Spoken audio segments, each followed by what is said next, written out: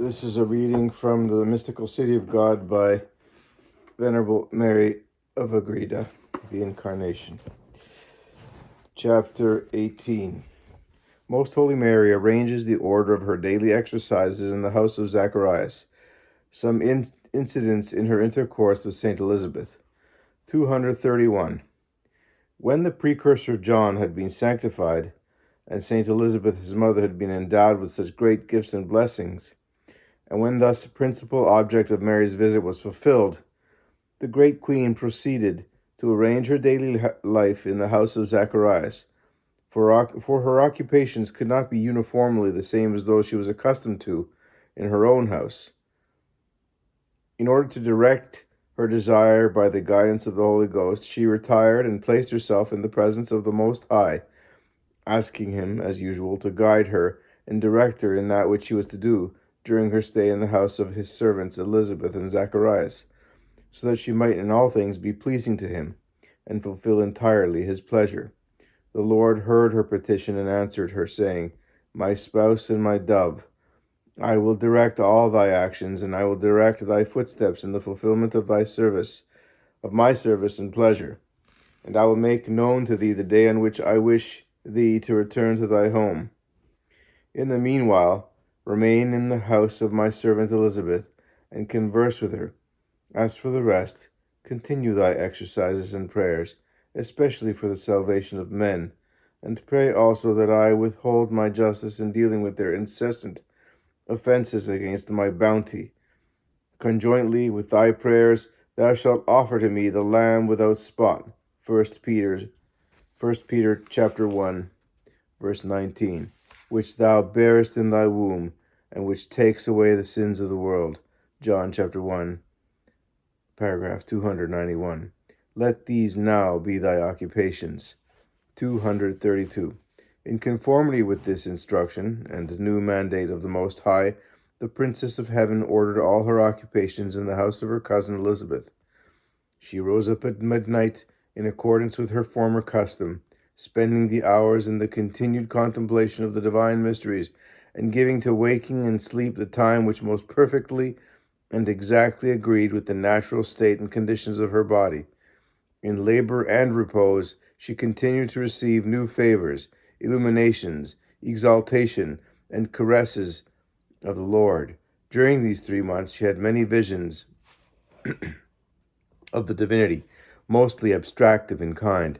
More frequent still were the visions of the most holy humanity of the Word in its hypostatic union, for her virginal womb, in which she bore him, served her as her continual altar and sanctuary.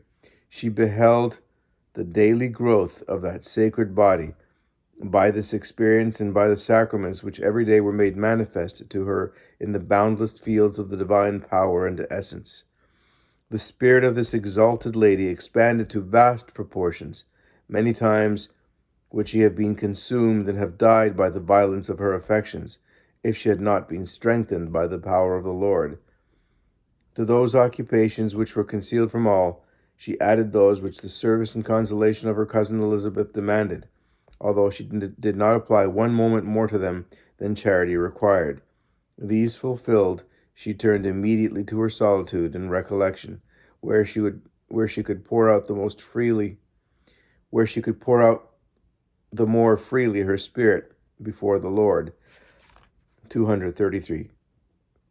Not less solicitous was she to occupy herself interiorly while she was engaged for many hours in manual occupations. And in all this the precursor was so fortunate that the great queen, with her own hands, sewed and prepared the swaddling clothes and coverlets in which he was to be wrapped and reared. For his mother Elizabeth, in her maternal solicitude and attention, had secured for St. John this good fortune, humbly asking this favor of the heavenly Queen. Mary, with incredible love and subjection, complied with her request in order to exercise herself in obedience to her cousin, whom she wished to serve as the lowest handmaid. For in humility and obedience, Most Holy Mary always surpassed all men. Although Saint Elizabeth sought to anticipate her in much that belonged to her service, yet in her rare prudence and wisdom, Mary knew how to forestall her cousin, always gaining the triumph of humility. 234. In this regard, a great and sweet competition arose between the two cousins, which was very pleasing to the Most High, and wonderful in the sight of the angels. For Saint Elizabeth was very solicitous and attentive in serving Our Lady and Great Queen, and in commanding also the same service to be rendered her by all the inmates of the house. But she, who was the teacher of virtues, Most Holy Mary, being still more attentive and eager to serve, met and diverted the anxieties of her cousin, saying, My dear cousin, I find my consolation in being commanded and in obeying during all my life. It is not good that thy love should deprive me of the comfort I feel therein, since I am the younger one. It is proper that I serve not only thee as my mother, but in all thy house. Deal with me as with thy servant, as long as I am in thy company. Saint Elizabeth answered, My beloved lady, it beseems much more that I obey thee, and that thou command and direct me in all things, and this I ask of thee with greater justice.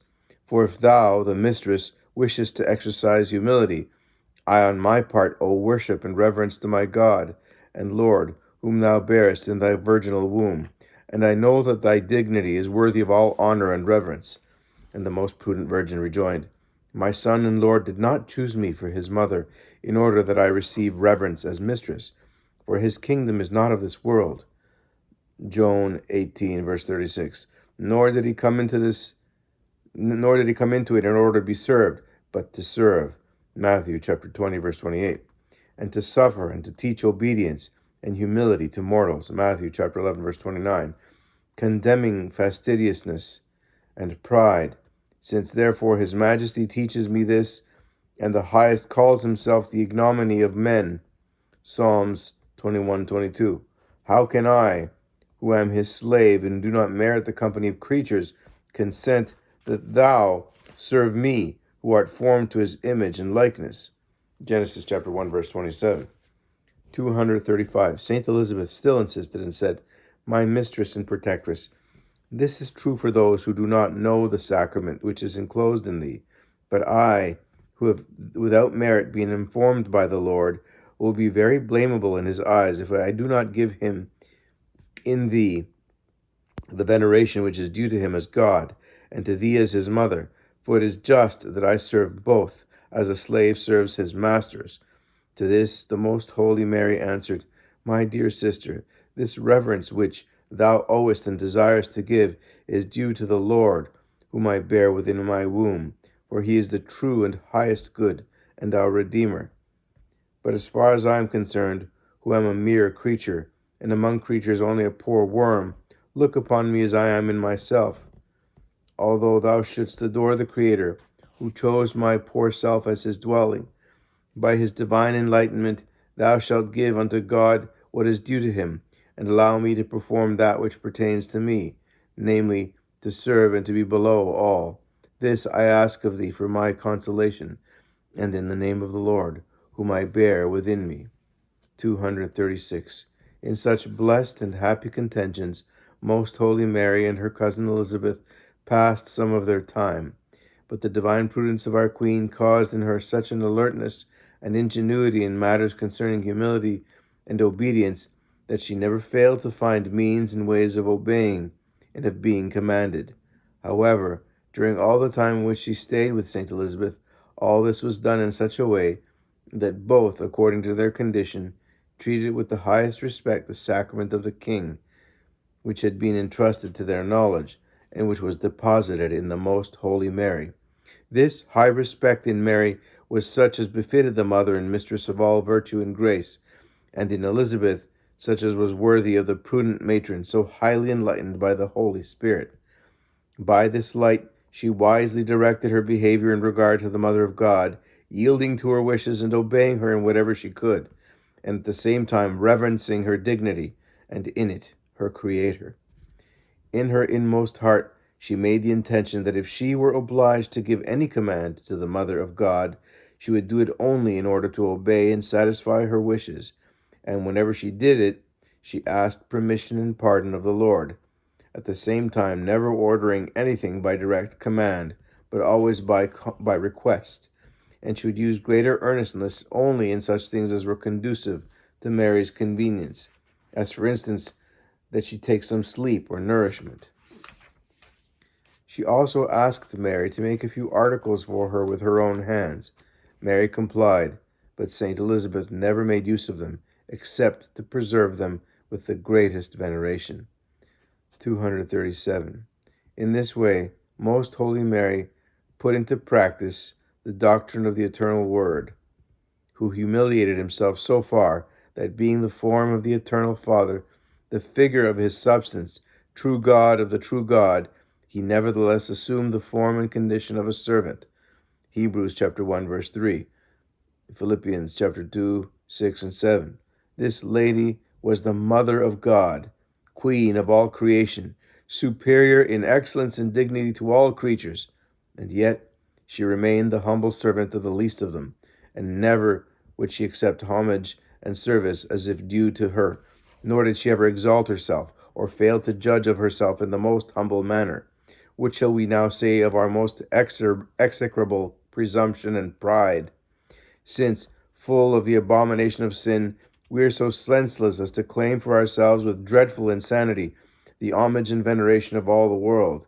And if this is denied us, we quickly lose the little sense which our passions have left us. This whole heavenly history bears the stamp of humility, and is a condemnation of our pride. And since it is not my office to teach or correct, but to be taught and to be corrected, I beseech and pray all the faithful children of light to place this example before their eyes for our humiliation. 238. It would not have been difficult for the Lord to preserve his most holy mother from such extreme lowliness, and from the occasion in which she embraced it. He could have exalted her before creatures, ordaining that she be renowned, honored, and respected by all, just as we know how to procure homage and renown for others, as Ahasuerus did for Mardochæus. Perhaps, if this had been left to the judgment of men, they would have so managed that a woman more holy than all the hierarchies of heaven, and who bore in her womb the Creator of the angels and of the heavens, should be surrounded by a continual guard of honor, withdrawn from the gaze of men, and receiving the homage of all the world. It would have seemed to them unworthy of her to engage in humble and servile occupations, or not to have all things done only at her command, or to refuse homage, or not to exercise fullest authority. So narrow is human wisdom, if that can be called wisdom, which is so limited. But such fallacy cannot creep into the true science of the saints, which is communicated to them by the infinite wisdom of the Creator, and which esteems at their just weight and price these honors without confounding the values of the creatures. The Most High would have denied his beloved mother much, and benefited her little, if he had deprived and withdrawn from her the occasion of exercising the profoundest humility, and had instead exposed her to the exterior applause of men. It would also be a great loss to the world to be without this school of humility, and this example for the humiliation and confusion of its pride. 239. From the time of her receiving the Lord as her guest in her house, though yet in the womb of the Virgin Mother, the holy Elizabeth was much favored by God, by the continued conversation and the familiar intercourse with the heavenly Queen, in proportion as she grew in the knowledge and understanding of the mysteries of the Incarnation. This great matron advanced in all manner of sanctity, as one who draws it from its very fountain.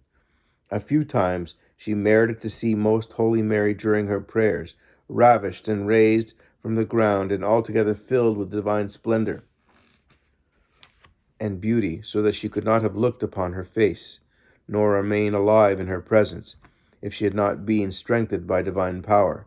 On these occasions, and at others whenever she could be witness of them, without attracting the attention of Most Holy Mary, she prostrated herself and knelt in her presence, and adored the incarnate Word in the virginal temple of the Most Holy Mother.